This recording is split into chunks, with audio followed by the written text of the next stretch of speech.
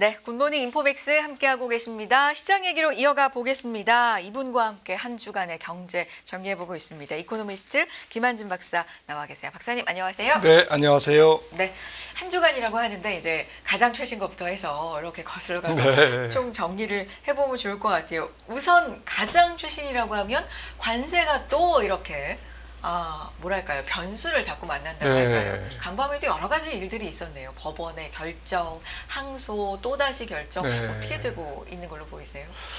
뭐 어제 우리 장중에 뉴스가 네. 나왔나요? 네. 오전에 오전에 나왔더라고요. 나왔죠. 네. 네. 그래서 국제통상법원에서 지금 트럼프가 국제경제권한법으로 IEPA라고 하는데요.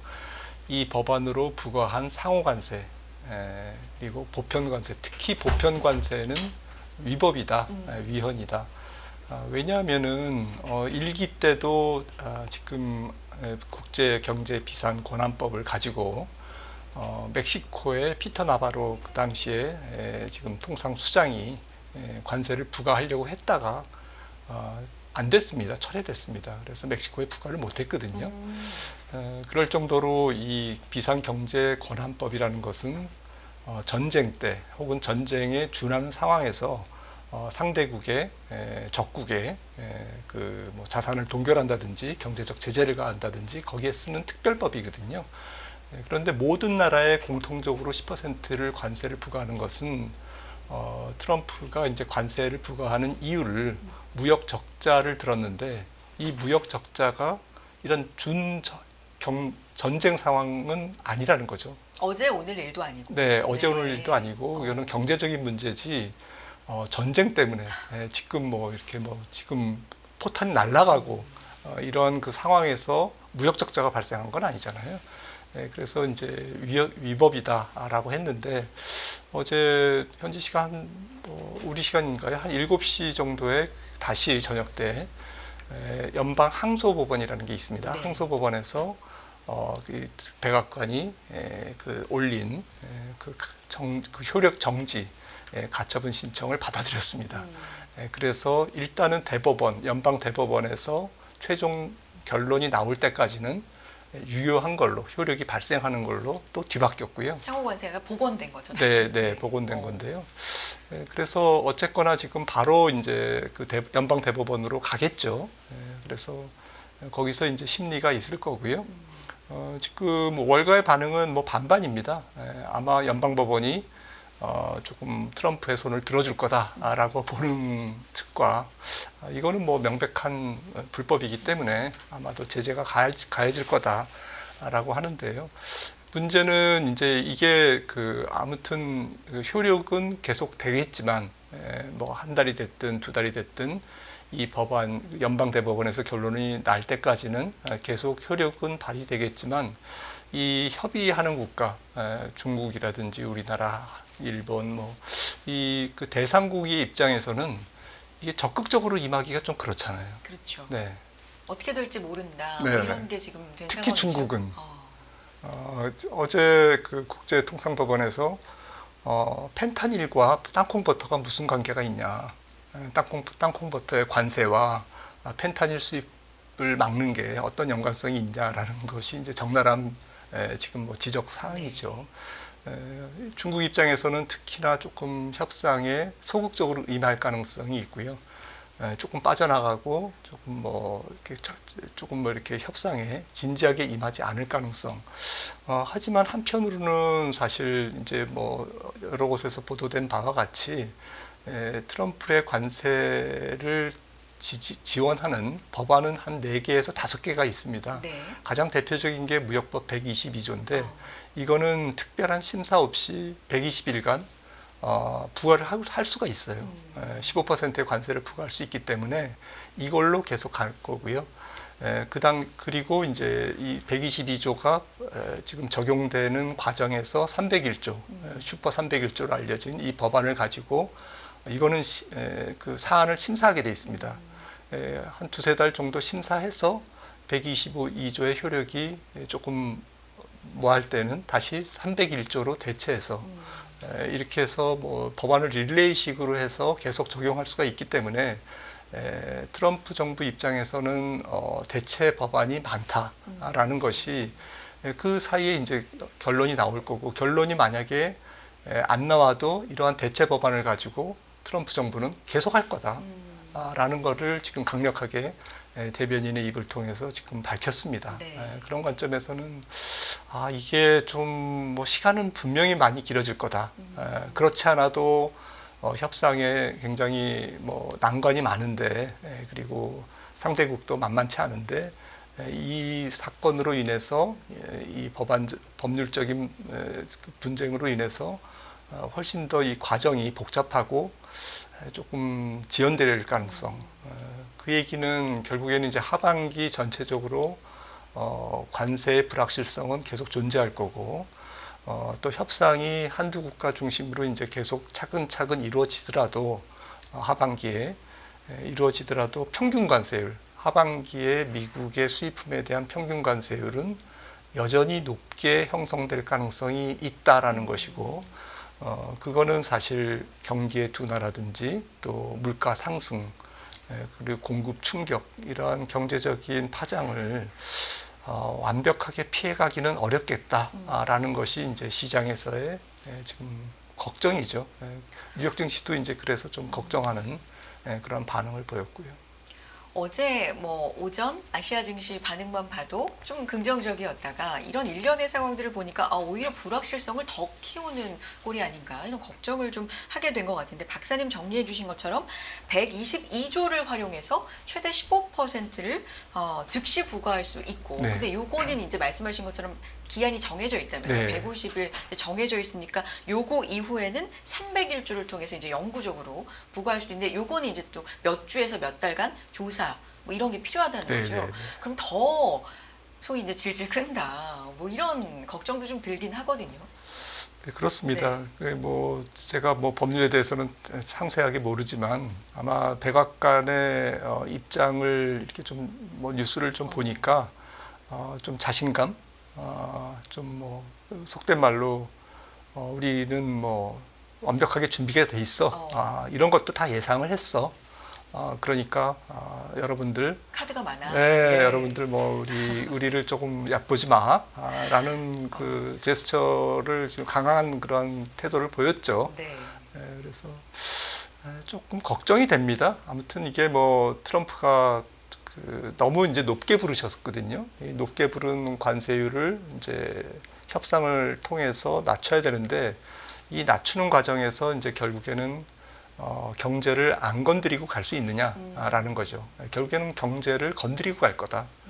스태그플레이션이라는 그러한 단어로 압축되는 경기 둔화와 물가 상승을 건드리고 갈 거다라는 것이 조금 뭐 불가피하다고 봅니다. 그래서 올해 미국 경제 성장률은 지금 뭐 1분기 성장률 뭐 마이너스 0.3에서 0.2로 마이너스 0.2로 뭐 소폭 수정됐습니다마는, 어제 발표된 게 지금 전체적인 경제 지표가 다 이 관세가 부과되기 전에 조금 나오는 지표고, 또 일부는 관세가 부과된 다음에 나온 지표지만, 예를 들어서 소비자 신뢰지수 엊그제 나온 이런 것들도 지표는 좋게 나왔을 때 그 안에 내용을 뜯어보면 고용이 굉장히 조금 안 좋아지고 있거든요.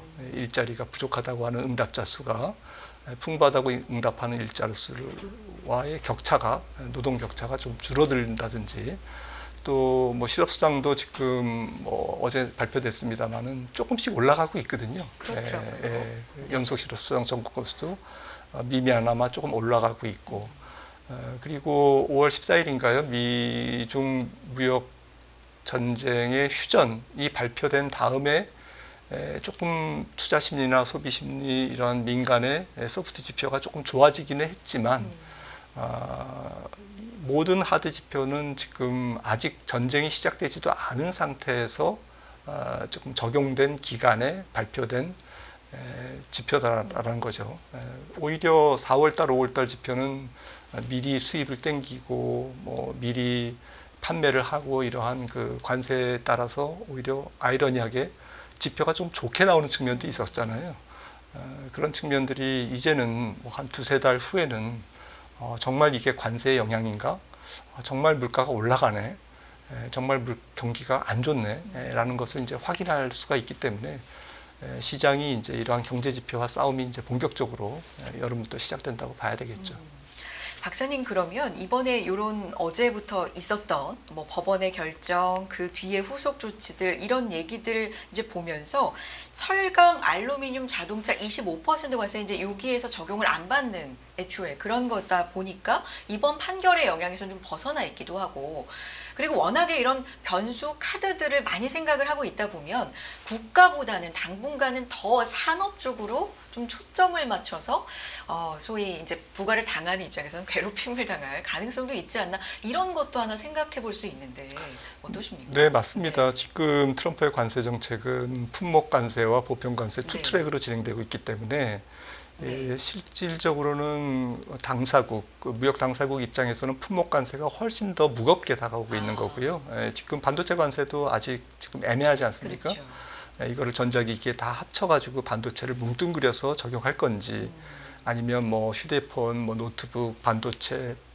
칩 이걸 따로따로 분리해서 할 건지, 이것도 지금 확실치 않고, 지금 들려진 바로는 이제 전자 쪽에 가까운 건데요. 포괄해서 반도체를 규제할 거다, 품목 규제를 할 거다, 관세를 물 거다라는 것인데, 이렇듯 지금 당사국 입장에서는 보편 관세는 이제 디폴트로 보고 있는 거고요. 네, 그리고 이제 뭐 국가별로는 조금 이제 보편 관세는 좀 포기한 상태, 포기한 국가가 더 많죠. 그거는 뭐 이렇게 운명이라고 받아들이는 거고, 이제 정말 중요한 부분은 이제 품목 관세를 어떻게 협상을 통해서 면세를 받느냐, 이제 이 부분이 아니겠습니까? 그래서 줄 건 주고 품목 관세에 대한 면세를 받는, 이제 그러한 게 협상의 지금 가장 그 주안점이기 때문에, 초점이기 때문에 조금 이게 품목 관세가 더 늦어지면, 품목 관세의 면세가 좀 늦어지면 우리나라 입장에서도 산업별로 굉장히 괴로운 거죠.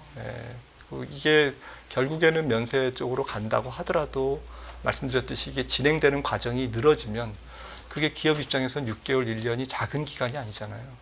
한 해 회계연도를 거의 통째로 날리는 이제 그런 상황이기 때문에, 그리고 그에 따른 그 다음에 후유증도 있을 거고요. 이런 부분이 굉장히 좀 우리나라 기업 입장에서는 굉장히 큰 거죠. 그렇군요. 자, 우리는 어떻게 될 것인가. 사실 우리만의 일은 아니지만 뭐 그런 얘기, 관세 관련된 얘기까지도 좀 해봤는데, 어제 금통위 결정, 그리고 우리 경제 얘기로 좀 이어가 보도록 하겠습니다. 박사님, 어제 금통위가 예상대로 25bp 금리 인하를 했고요. 기준금리가 2.5%가 됐는데, 사실 요거는 이제 시장이 좀 예상한 바였어서 얼마나 경제 성장률을 수정할 건가, 사실 요게 좀 포인트였는데 결국에는 1.5%에서 올해 성장률 0.8% 제시했잖아요. 거의 반토막을 낸 건데 상당히 좀 위기로 보고 있다, 이런 평가가 많은데 어떻게 보셨어요? 네, 낯선 성장률이죠. 1% 0.8. 미만의 성장률은요. 지금 뭐 앞서 5월 중순 정도에 한국개발연구원 KDI가 0.8%를 이미 제시를 했기 때문에 시장은 그렇게 놀라지는 않았지만, 한은의 입장에서 작년 11월에 1.9, 올해 2월까지만 해도 1.5를 전망했었던 올해 경제 성장률을 또 반토막을 깎았다. 굉장히 체감적으로 조금 썰렁한, 좀 스산한 그런 전망이었고요. 한은의 이제 뭐 분석 자료나 뭐 총재 좀 기자 간담회 이런 것들을 종합해 봤을 때 내수가 너무 안 좋다라는 건데, 내수가 이제 건설 쪽에서 0.5%포인트 성장률을 깎아내렸고, 내릴 것 같고 올해. 그리고 이제 뭐 어제 오늘 얘기가 아닙니다만 이제 가계 소비 여력이 굉장히 위축돼 있잖아요. 또 고용이 안 좋은 것은 이제 생산 활동이 안 좋은 것에서 출발하고, 또 건설 경기가 안 좋기 때문에 고용이 안 좋은 건데, 이게 지금 반도체를 특히 제외하고 나면 생산과 설비 투자 부분에서 전부 다 전 산업이 안 좋아요. 그러니까 반도체 하나만 지금 살아 있습니다. 그래서 반도체가 떠받치는 한국 경제, 이게 뭐 삼성전자, 하이닉스가 언제까지 또 경제 성장률을 방어할 수 있겠습니까? 또 뭐 순환이 있는 거고요, 반도체 경기라는 것은. 그러니까 전반적으로 굉장히 위기 상황이다라는 쪽에서 거기에 플러스 지금 뭐 수출 말할 것도 없는 거죠. 수출이 지금 뭐 상반기까지는 그렇다고 쳐도 방금 말씀 나눈 대로 이제 하반기는 굉장히 겁난한 관세 전쟁에 좀 깊숙이 들어가는 이제 수출 경기 환경이 될 건데 그런 측면에서 수출 쪽도 반도체를 제외하면 굉장히 안 좋습니다. 그러니까 우리나라 지금 반도체로 지금 근근히 지표를 떠받치고 있는 그런 상황인데, 근데 이런 것들이 사실은 구조적인 거라는 거죠. 한국은행이 금리를 내린 것은 경기의 순환상 지금 올해가 경기가 순환적으로 굉장히 안 좋은 하강기이기 때문에 그것을 선제적으로 이제 금리를 낮춤으로써 수요를 떠받치는 이제 그러한 정책의 목표인데, 문제는 구조적인 거. 한국은행이 구조적인 것까지도 금리 인하로 해결할 수 있는 부분은 아니거든요. 금리가 뭐 만병통치니까. 네. 그리고 뭐 금리가 내려간다고 하더라도 전 세계적인 시장 금리, 장기 금리가 그렇게 잘 안 내려가고 있는 거고 지금 그런 상태에서 우리나라의 경제 구조적인 문제. KDI가 지난 5월 8일인가 그 한국의 경제 성장률, 잠재 성장률 추계치를 다시 한번 발표했는데 2030년 지금부터 5년간은 잠재 성장률이 1.5%라고 지금 한국 KDI는 보고 있습니다. 네. 근데 약간 비관적으로 보면 한 1.2%, 좀 기본 시나리오가 1.5%인데 문제는 2031년, 그러니까 5년 후, 5, 6년 후에서 그로부터 10년, 2040년까지는 0.7로 전망했어요. 잠재 성장률을요. 그리고 비관적으로 보면, 비관적인 시나리오로 보면 2040년 초에는, 2041년에는 우리나라 잠재 성장률이 마이너스 0.3으로 들어간다. 마이너스로. 잠재 성장률도 마이너스로. 잠재 성장률이 네. 마이너스로 들어가니까 이거는 굉장히 심각한 건데 이게 구조적인 거라는 거죠. 왜 잠재 성장률이 둔화되냐? 노동 투입이 그동안은 플러스로 기여했는데 이제는 마이너스로 기여하고 자본 투입, 설비 투자, 건설 투자도 그동안은 한 1%의 잠재 성장률을 유지하는 데 기여했는데 이게 지금 뚝뚝뚝뚝 떨어질 거라는 거죠, 앞으로. 그래서 거의 0%대에 0.3%의 기여율로 급속하게 앞으로 둔화된다는 거고, 이 노동 투입은 뭐 인구 저출산 네. 고령화에 따른 거고, 자본 투입은 기업들이 여기에 투자해서 한국 땅에다 투자해서 이문을 남길 그러한 산업이 마땅치 않다라는 거죠. 그리고 미국의 통상 압력, 미국의 공장을 지으라고 윽박 지르고 있기 때문에 어쩔 수 없이 공장이 해외로 빠져나가고, 공장만 빠져나갑니까? 인력을 같이 끌고 빠져나가기 때문에 또 노동 쪽에서의 투입 요인을 감소시키고 남은 것은 생산성밖에 없습니다. 그래서 이 생산성 개선이 없으면, 그러니까 우리가 그냥 이대로 가면 조금 있다가는 잠재 성장률이 마이너스로 간다는 것은 굉장히 충격적인 전망인 거죠. 잠재 성장률과 실제 성장률의 관계는 쉽게 좀 설명해 주신 박사님, 어떻게 봐야 돼요? 잠재 성장률이 마이너스로 간다? 점점 떨어진다? 이건 어떤 의미인 거예요? 잠재 성장률은 네. 다 아시다시피 우리가 모든 가능한 생산 요소를 다 동원해서 적절하게 그리고 꾸준하게, 그러니까 마라톤으로 치면은 자기 페이스로 할 수 있는 최선의 속도를 의미하는 것이고요. 그다음에 실질 성장률은 이제 국면별로 페이스가 빨리 될 때도 있고 또 오르막일 때는 조금 속도가 늦어질 느려지죠. 거고요. 세계 경제 환경이 안 좋을 때는, 또 세계 경제 환경이 좋은 내리막길에서는 조금 속도가 빨라질 거고, 이거는 이제 순환적인 것이고요. 그래서 실질 경제 성장률은 잠재 성장률의 평균보다 높거나 낮거나 이러면서 순환을 일으킵니다. 이제 그런 측면에서 잠재 성장률은 우리의 추세 성장률이다라고 보시면 될 것 같은데, 이 추세 성장률 자체가 하향하고 있다는 것은 지금 한국은행의 금리 인하로 지금 우리가 좋아할 때가 아니고, 지금 근본적인, 새 정부가 곧 출범되겠지만 근본적인 생산성 개선, 혁신 성장 동력을 마련해야 된다라는 아주 엄중한 지금 경고의 메시지라고 봐야 되겠죠.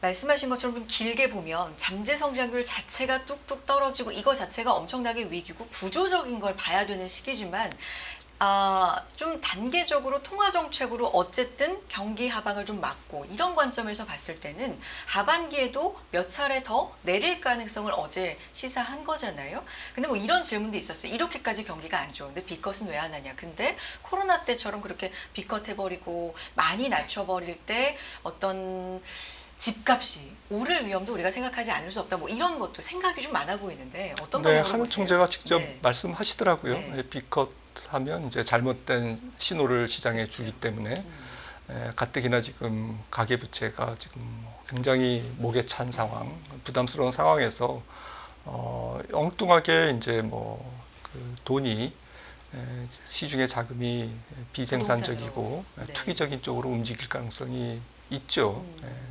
물론 이제 양날의 칼입니다. 사실은 뭐 자영업자, 영세사업자, 중소기업 정말 금리 몇 bp에 굉장히 지금 굉장히 힘들어하는 그러한 그 재무 취약 계층 입장에서는 정말 50bp B컷이라도 해주길 바라고 있지만 이런 걸 생각을 해봐야 되겠죠. 결국에는 코로나 때 돈을 푼 것이 물가를 결국에 올려서 서민 경제를 더 악화시킨 거거든요.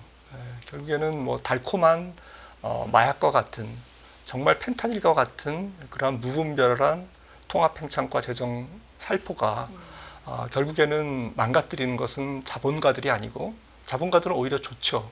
오히려 서민들 경제, 서민들의 고용, 서민들의 물가, 짜장면 값이 5,000원에서 10,000원이 되고 이런 것들이 다 돈을 푼 그리고 금리를 과도하게 낮춘 재정을 무분별하게 푼 적재적소에 생산적인 곳에 재정을 꼽아넣지 않는 그러한 페널티가 지금 고스란히 몇 년 후에 우리의 생활 경제로 다 되돌아오는 것이거든요. 그래서 이게 조삼모사고요. 조금 더 경제적인 관점에서 건강한 이러한 통화 정책, 재정 정책을 우리가 수립해 나가야 하겠죠. 이렇게 되면서 우리는 내렸고요. 미국은 그대로 있어서 금리 격차가 이제 조금 더 벌어지게 돼서 격차가 지금 2%포인트 수준까지 커졌는데 원론적으로는 기준금리가 미국보다 이렇게 낮다. 근데 그 격차가 더 벌어진다. 그러면 더 높은 수익률을 쫓아서 외국인 투자자가 이제 빠져나가는 이런 걱정을 원론적으로는 좀 하게 되잖아요. 그 정도 걱정은 안 할 단계입니까? 수준은 어떻게 보세요? 수준은 뭐 사실 2%포인트가 그렇게 환율 시장에 아주 충격적으로 영향을 줄 정도는 아니라고 보고 있고요. 그런데 이제 환율이라는 게 금리의 추세, 양국의 성장률이나 금리, 실질금리의 차이의 추세가 좀 중요하거든요. 그런데 이제 미국은 이제 금리를 많이 못 낮출 것 같고요. 지금 인플레이션 때문에. 그리고 한국은 내수 경제가 디플레이션에 들어갔기 때문에 조금 많이 낮춰야 될 필요성이 있는 국가고 그렇죠. 이러한 추세적인 차이가 있기 때문에 원론적으로는 한국은 이제 만약에 다른 요인을 무시한다면 금리를 미국보다는 더 많이 내려야 되는데 유럽도 마찬가지죠. 하지만 여기서 만약에 추세적인 금리 차이가 더 벌어진다면 아마도 이제 환율에 영향을 줄 거다라는 것이고요. 그 임계점이 뭐 2%인지 혹은 뭐 2.5%포인트인지는 우리가 정확하게 알 수 없으나 추세적으로 한국은 앞으로 금리를 많이 내려야 되고 미국은 앞으로 금리를 적게 내린다면 이것은 환율에 이제 적용되기 시작하는, 반영되기 시작하는 이제 임계점에 지금 와 있다라고는 이제 우리가 인식을 해야 될 필요성이 있습니다.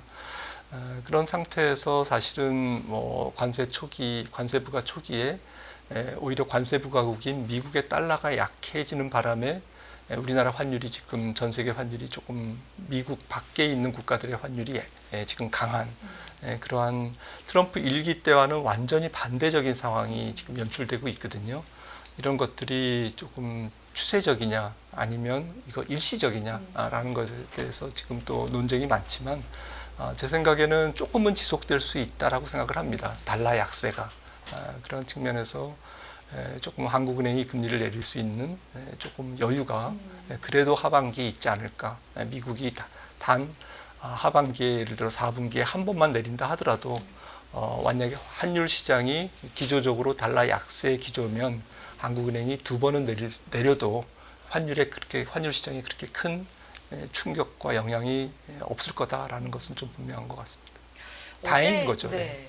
어떻게 보면 환율이 좀 안정이라고 네. 할까요? 과거보다는 어쨌든 부담을 조금은 덜어주는 네. 상황이긴 하다 보니까 우리가 뭐 1,400원, 1,500원 봤었잖아요. 지금 1,300원대 유지가 되고 있는 상황인데 우리는 하반기에도 한 2번 정도 더 내릴 것이다. 시장은 일단 예측은 그렇게 하고 있고 미국은 쉽게 그렇게 내릴 것 같지 않은 상황이에요. CME 패드워치 봐도 다음 달에도 동결, 7월 동결, 9월 돼서야 인하 전망이 동결 전망을 조금 한 10% 앞서더라고요. 그러면 한 9월부터 한 차례, 많으면 두 차례 뭐 이렇게 보고 있는 걸까요? 어떻게 보세요?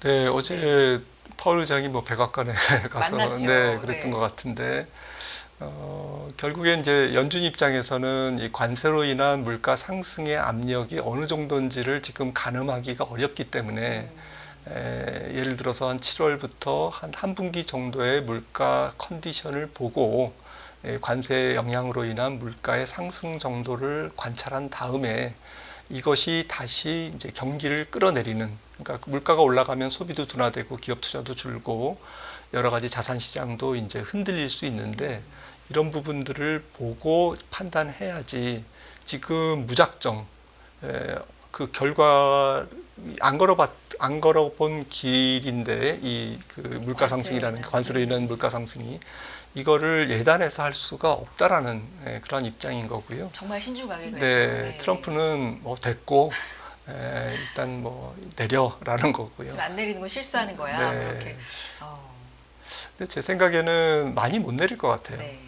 당초에도 저는 뭐 관세 변수가 없을 때는 하반기에 3번 내리지 않을까 싶었는데 이 관세 변수가 워낙 세게 지금 부과된 상태고 이게 높은 관세율에서 거듭 말씀드리지만 이게 협상하는데 미중 관세 부분도 11월이나 12월에 협상될 둥 말둥 저는 이제 그렇게 보거든요. 1기 때도 한 1년 반 걸렸습니다. 훨씬 높은 관세율이기 때문에 빨라야 한 11월 정도 우리나라 경주 에이펙 할 때 그 정도 시점에서 조금 합의가 되지 않을까 싶기 때문에 올해는 통째로 관세로 거의 지배를 당한다. 매크로가. 이렇게 생각한다면 조금 뭐 이 부분이 연준 입장에서는 결정 내리기가 쉽지 않은 그런 부분이다라고 생각을 합니다. 박사님 이제 다음 주면은 어느덧 6월이 되고 7월 초쯤 되면은 이제 유예가 된 기간 거의 이제 가시권에 들어오기 때문에 한 달 동안 이런 부분도 점점 또 얘기가 많이 될 것 같아요. 이제 유예 기간 끝나면서는 또 어떻게 되는 건지 이런 부분들 어떻게 우리는 대처를 좀 해봐야 될까? 항상 변수가 많이 생겨서 사실 대처를 할 것도 없지만 뭐 관세는 네. 그러려니 해야 될 것 같습니다. 그래요. 이게 뭐 해결된다고 되는 것도 아니고 해결될 것 같다가도 또 트럼프가 또 무슨 좀 돌발적인 또 정책을 내놓을지 모르는 거고요. 얼마 전에 뭐 자기가 겁먹었다고 라고 지금 뭐 발끈했지 않습니까? 트럼프가.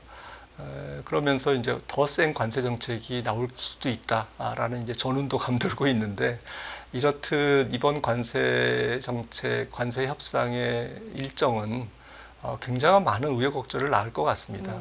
판이 몇 번 뒤집어져야 결국에는 이제 조금 안정이 될 것 같고요. 그래서 올해는 이제 그러려니 하고 이런 뭐 변동성 하지만 추세적으로는 결국에는 트럼프가 이 세게 부른 관세율인 제자리를 찾아갈 거다. 제자리를 지금 뭐 실효 관세율이 한 17% 되는데 이게 결국에는 뭐 10% 내지는 그 아래로 내려가는 과정인데 이 과정을 시장은 알고 있습니다. 우리보다 시장은 더 똑똑하기 때문에 시장은 이 관세율이 아래쪽으로 제자리를 찾아간다는 것을 알기 때문에 이미 주가도 올라 있는 거고 덜 흔들리고 있는 거죠. 우리가 마음으로 흔들리면 안 됩니다. 시장에 좀 시장 친화적으로 우리보다 똑똑한 시장을 믿고 이런 상황을 종합적으로 시장은 그렇게 큰 불확실성으로 그렇게 반영을 하고 있지 않다라는 것은 굉장히 좀 긍정적인 부분이 아닌가 싶고요. 특히 지금 아까도 환율 잠깐 말씀드렸습니다마는 지금 미국에 투자한 미국에 들어가 있는 자금들이 리얼머니라고 해서 이제 연기금이라든지 국부펀드라든지 이런 장기 자본과 헤지 펀드 같은 단기 자본, 투기적인 자본이 모두 다 지금 미국에서 미국 밖으로 지금 빠져나오는 상황이 비록 짧지만 4월, 5월 이 2달 동안 지금 우리가 관찰을 할 수 있었거든요. 이런 것들은 트럼프 일기 때와는 다른 근본적인 그런 자본시장 환경인데요. 이게 뭐냐면은 지금은 지금 미국 자산, 미국 달러에 대한 조금 장기적인 권위가 상실되어 가고 있는 그러한 초입 국면이다라고 하는 측면에서 조금은 우리에게는 유리한 환경. 그러니까 미국에 투자한 자금들이 다시 우리나라로 환류된다든지 아시아로 환류되는 이제 그러한 자본의 환류가 조금은 더 오래 이어질 수 있다. 잘하면 이런 것들은 의외로 우리나라 주식시장이 강할 수도 있는 그러한 굉장히 낯선. 어제도 그렇고 네. 계속 연고점을. 네. 그렇다면 환율도 어영부영 우리나라 경제 실력과는 무관하게 1,300원대에서 안정적으로 움직일 수가 있다라는 것이거든요. 이런 부분들도 조금 긍정적으로 너무 부정적인 면만 보실 필요는 없다라고 생각을 합니다. 주 후반에는 관세 지금 약간 변동성이 불거졌는데 초반 생각해보면 이게 확 바뀌어서요. 장기물 상승에 상당히 좀 예민하게 우리가 봤었잖아요. 요거는 조금은 안정됐다고 봐야 될까요, 교수님? 저는 그렇게 보지 않고요. 결국에는 올해 지금부터 하반기까지의 증시의 가장 큰 방해꾼은 시장 금리의 상승이고 이것은 미국 금리의 상승뿐만 아니라 지금 영국 10년물이 영국 국제 10년물이 4.7% 8%에 달하고 있고요. 네. 일본마저도 1.5% 그리고 독일이 2.5%가 넘었습니다. 10년물이. 이런 부분들이 전 세계가 코로나 때 무작정 많이 찍어낸 국채가 지금 부담을 주고 있다는 것이거든요. 그래서 이런 부분들은 비단 미국만의 제한된 문제는 아닙니다만은 특히 미국 국채에 지금 문제가 상당히 저는 있다고 봅니다.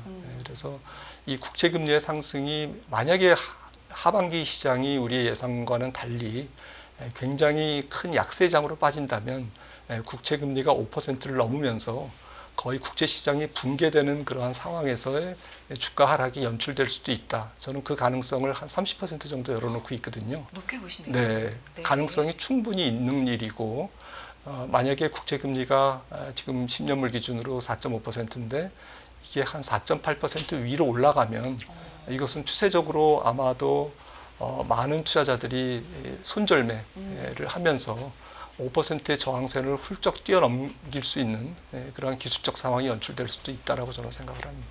알겠습니다. 관세 부분과 더불어서 사실은 좀 더 중요하게 봐야 될 부분은 이 금리 상승 올해 내내 좀 봐야 된다. 30% 확률 말씀해 주셨으니까 진짜 좀 눈여겨봐야 되겠다라는 생각이 듭니다. 오늘 여기까지 듣도록 하겠습니다. 이코노미스트 김한진 박사 함께했습니다. 박사님 고맙습니다. 매일 돈을 쓰는데 그 가치는 누가 정할까요? 정답은 슈퍼달러 슈퍼리치에 있습니다. 복잡한 공식은 빼고 투자 타이밍을 잡는 환율의 핵심만 담았습니다. 빠르게 변화하는 금융시장, 그 중심엔 언제나 환율이 있습니다. 오늘부터 환율과 썸 타볼까요?